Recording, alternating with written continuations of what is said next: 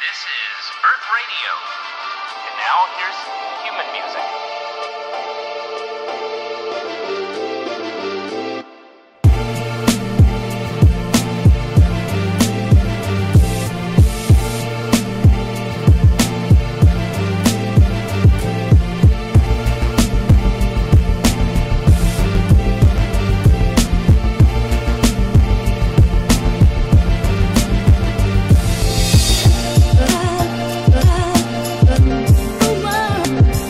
Hey fellas, I had a chance to look through this glass screen system that's in the new Skoda Octavia, and it's in the rest of the Volkswagen group as well. So that's coming up next. But if this is your first time here, then make sure you click that little subscribe button on the bottom, you know, the red one down there. And if you click the bell beside that, you get a notification every time I put up a new video.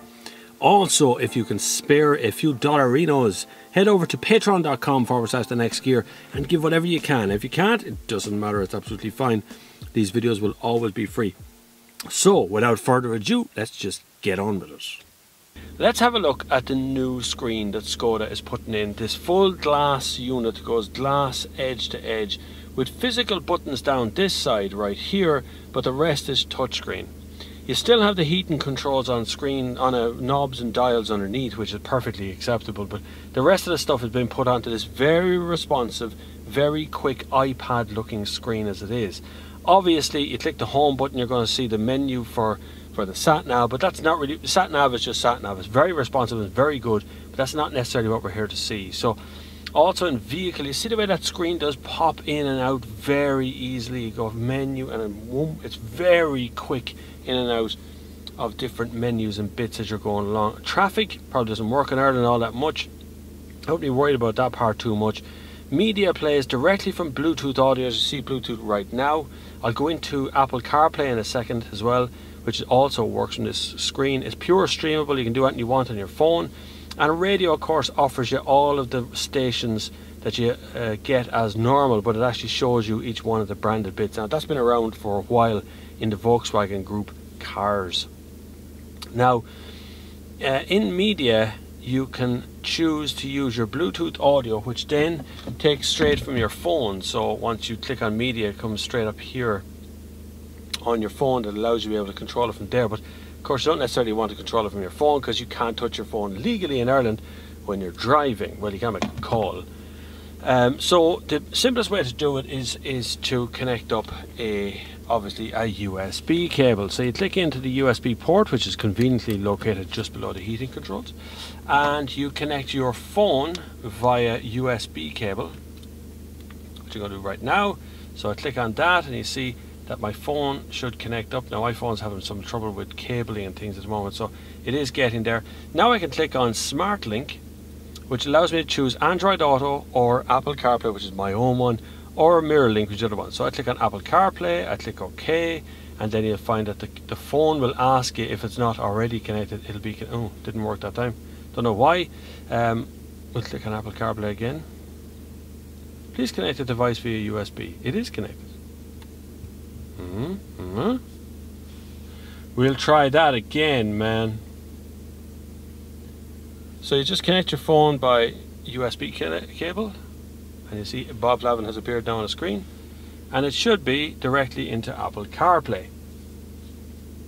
Now, Apple CarPlay is one of 3 systems that is running at the moment, but you will also find that that Mirror Link and Android Auto are also there. Now, Volkswagen Group might just go with Android Auto, or they may not, I don't know. You see the way the screen populates now with my most common things that's on the machine. Only certain apps are allowed in Apple CarPlay, okay? So something like Spotify, Deezer and TuneIn Radio are all allowed on Apple CarPlay, but not all apps will appear here. So you can have your messages and maps, music, phone, podcast. These are all Apple items here. And then Spotify and TuneIn Radio. Now, Spotify works perfectly just like Spotify on your phone does, or just like Spotify app, and just like any other Spotify, it takes forever to open up. God almighty. And you click on playlists, and it'll take you into all your playlists that you have running on your machine that you picked for yourself. You can always go back to the beginning. It's just like an iPad. You press the button here for going back. Deezer is the very same. Music takes music directly from your music on your phone, or from your Apple Music. A phone is phone. Of course, podcast shows you your podcast list. Again, you'll just see all your podcasts as you will see them. So my podcast and whatever you're subscribed to, and various little icons will appear to show you what you're subscribed to at the moment. Now playing is now playing. TuneIn Radio is another way of getting radio streams. Any radio station in the world that's broadcast by FM or broadcast online will also be broadcast through this system, which it can show you by local radio. It can show you by recents what you've streamed already. See BBC Radio 6, Midlands 103, BBC Radio 5 Live, BBC Radio 4. So radio stations that aren't in my country can be streamed this way as well. Now, if you want, at any point, you can go back to the normal Skoda menu, or you can go back into Carplay. So it'll bring you in, either one will bring you to where you want to be. So you don't lose your ability to be able to use the normal menu in here from the Skoda system as you can from Apple Carplay. So either one is the same thing.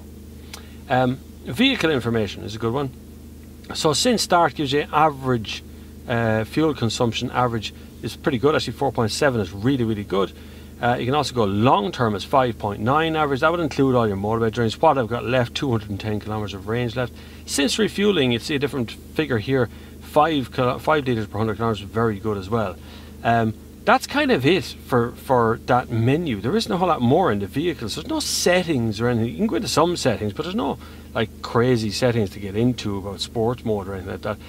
You can change things, the way things open and close, dates and times and that sort of stuff, but that's kind of it in that menu. Telephone is telephone. I think we've all used telephone at this stage, guys. I don't need to explain that one to you. Navigation is the standard basic navigation. It's on basically every car out there. It's good, but it's not always as good as Google system would be, say. So if you wanted to go, so if I go into Apple CarPlay, if I go back into Apple CarPlay for a second, I can't use Google Maps here at all. It has to be Apple Maps, that's it, by the way. So navigation is also handy in that respect, because you've always got a navigation system that you understand.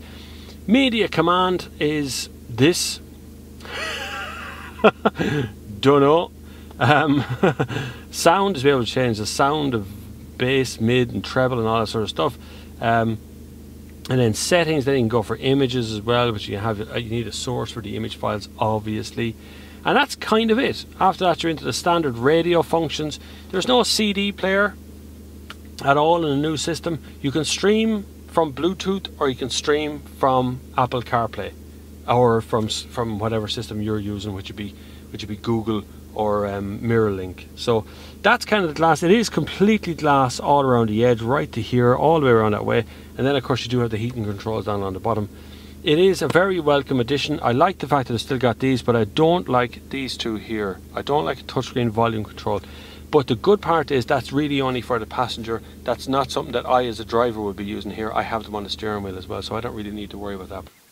I'm glad you had the time to watch that one. I'm very happy to say the new Volkswagen system that's put into all of the Volkswagens at the moment, the glass screen, looks really, really good, particularly in the Skoda Octavia.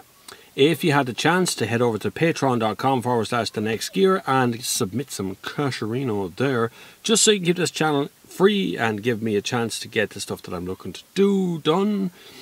Because of course these videos aren't cheap to make, for sure. If you can spare a few dollars, it'd be absolutely brilliant. If you can't, it doesn't matter. Please click the subscribe button. And as always, I will see you on the first.